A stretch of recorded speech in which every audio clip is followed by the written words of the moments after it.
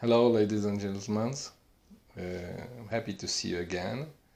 We had some questions coming from our lectures, and today I want to speak with you about how to relinquish stress and anxiety from your everyday life.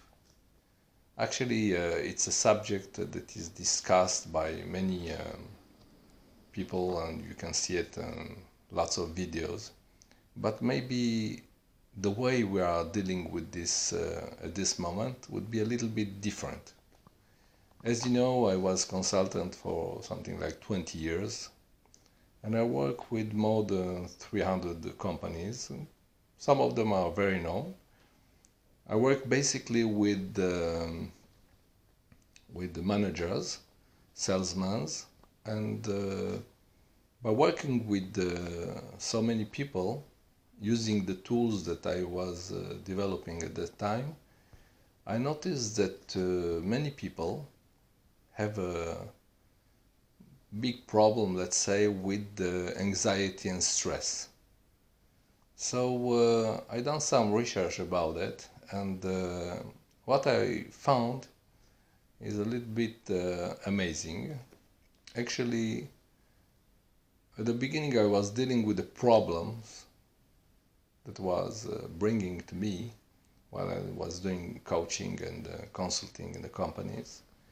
But by checking more deeply the reason of the problems, I found out that 91.9% of the problem was actually something related to a kind of addiction. Maybe many people think that addiction is more related to alcohol, drugs, maybe even sex. There's addiction also with this. And one of the addictions that is overlooked is the addiction to think. See, Descartes, the philosopher, said that if you think you are, you exist. And it was taken as something literally truth. But if you analyze more deeply what happened with this addiction to think, discover that 99% of the problem a human being have, mostly what I see in companies of course, but also in everyday life, is the addiction to think. They cannot stop thinking, cannot stop drinking, cannot stop smoking, cannot stop thinking. Actually, thinking maybe is the worst addiction. How come thinking is the worst addiction? We thought that thinking is really, really necessary. Of course, it's a tool. The tool we are using, the human mind, to think. So of course, it's good to plan things, to schedule a flight, to resolve problems. But you see, when thinking became addiction and crystallize attention units and don't permit you to sleep correctly, like waking up at 3 in the morning, sleeping in a comfortable bed, and you are there and you're thinking about dispute you have with somebody, with some problem with the bank, with the company, with the stock options, and you're not lying in your bed with the full consciousness you need to sleep well, to be in your place without any anxiety. You sit there, sleep there, and you are dealing with dueling thoughts. Actually, you are suffering for something that doesn't exist. How come you are thinking about things that doesn't exist in the present moment? You have full of adrenaline in your blood. Your seminal gland is sending you a lot of adrenaline to your blood. You don't sleep well, you suffer, and actually it doesn't resolve anything, because most of the time 99% of the problem that bothers you may not happen, and if they would happen, it would be a moment in time. But actually the suffer you have and the addiction and the attention unit you have crystallized on this situation is preventing you to see the beauty of life around you. Actually, you're not living your life as you should live with 100% of your attention units. What happens is that by having your thoughts totally crystallized in problem, all your body is suffering.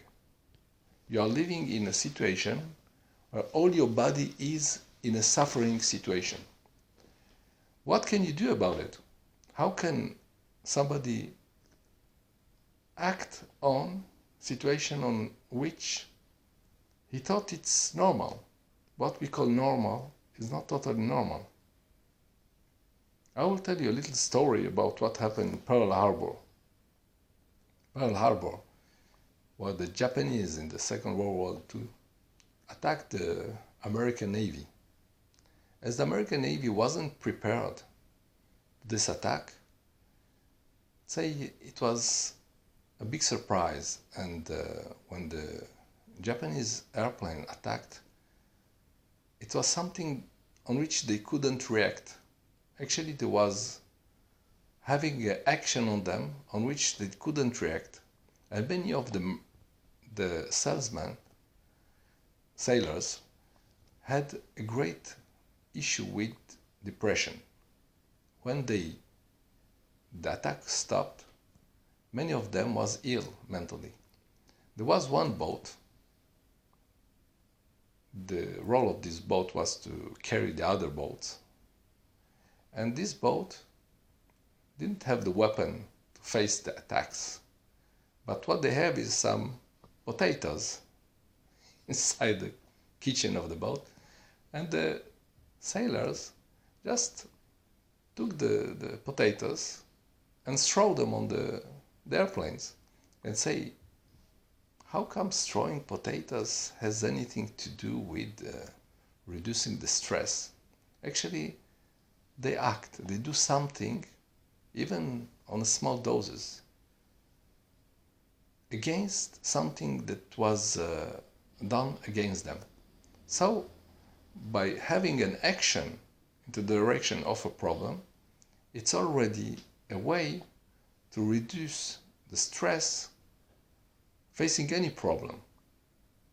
Actually, one of the methods you can use, of course, on sigler'shelptv, we are going to give you some methods, very short methods. You see, if you have a problem, and this problem is mostly in your head, you're afraid to reduce your survival level, persisting in time as matter and energy.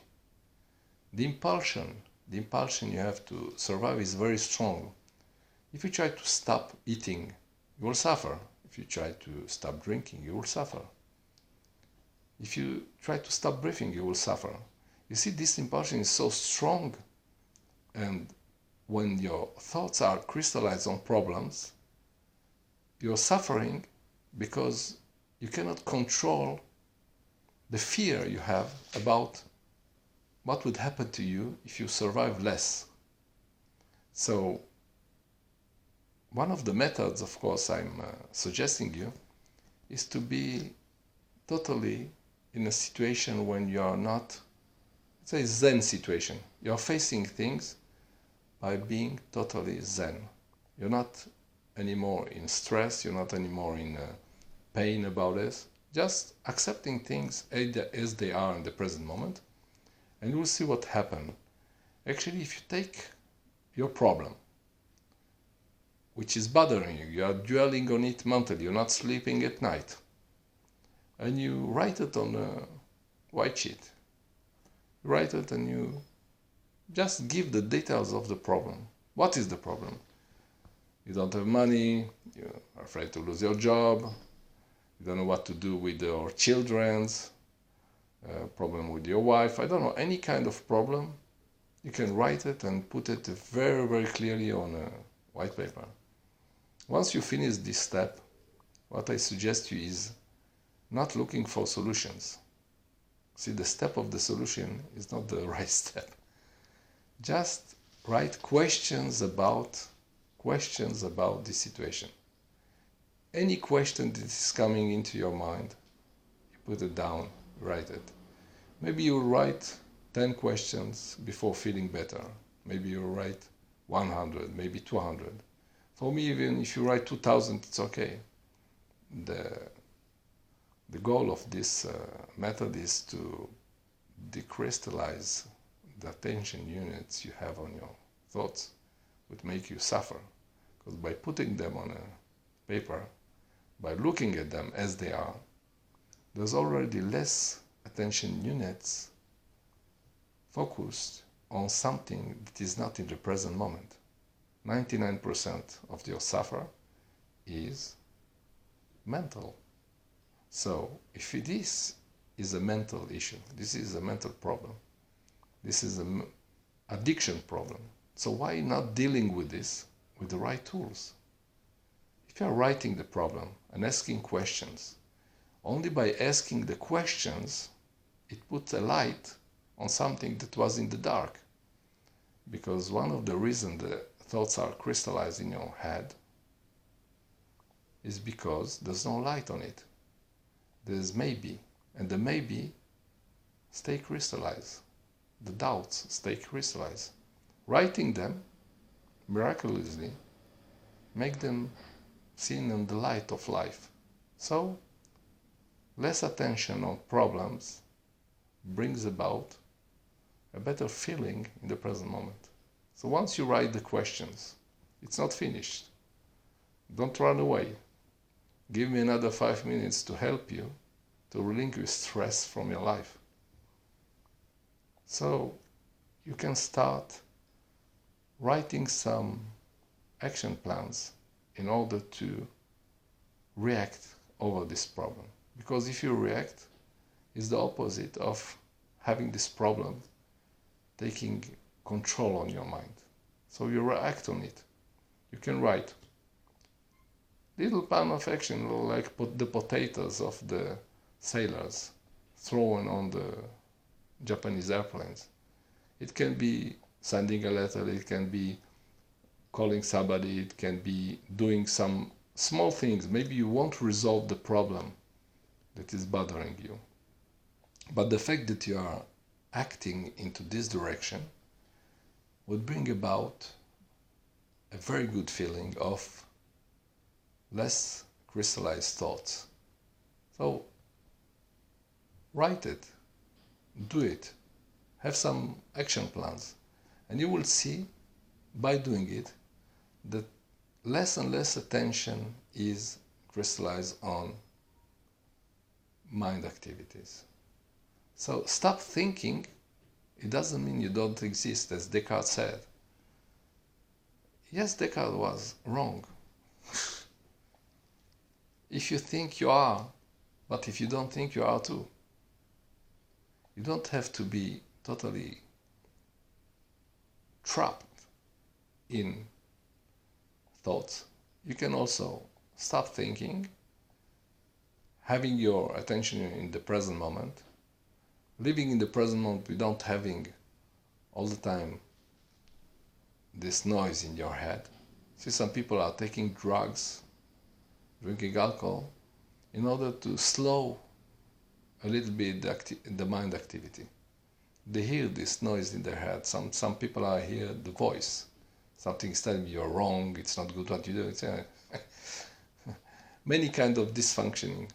But once you know it, and as I told you, it's not a personal thing. It's something that can bother, let's say, the most majority of the society. And with the new devices like smartphones and all the technology that is coming into our lives, social networks, the suffer is not reduced. The suffer is increased. More people are suffering because they don't control the thoughts. They cannot stop thinking, and they are suffering from it. So they drink alcohol to reduce the mind activity. They take drugs. You see, it's not a personal thing. Many people are suffering from it. And what I suggest is to reduce this mental activity and bring more attention units into the present moment. By doing it, of course, you will feel better and you will deal 100 times better with the problem you have in the everyday life. So I hope by giving you these simple advices, simple steps, that it will help you. It's not perfect, as I said before. I'm not preparing lists or lectures. I'm giving you just the things I know by having the experience, and if you use them, it might help you. So the subject of and the goal of HelpTV, Sigler's HelpTV, is to bring more help by simple tools to the everyday life of people that working, managers, or any person that want to improve his everyday life. We're doing it in French, in English, and I hope you'll have a better week with what you heard. If you know people that need help, give them this lecture. Maybe they can use it and reduce the stress they have in their everyday life.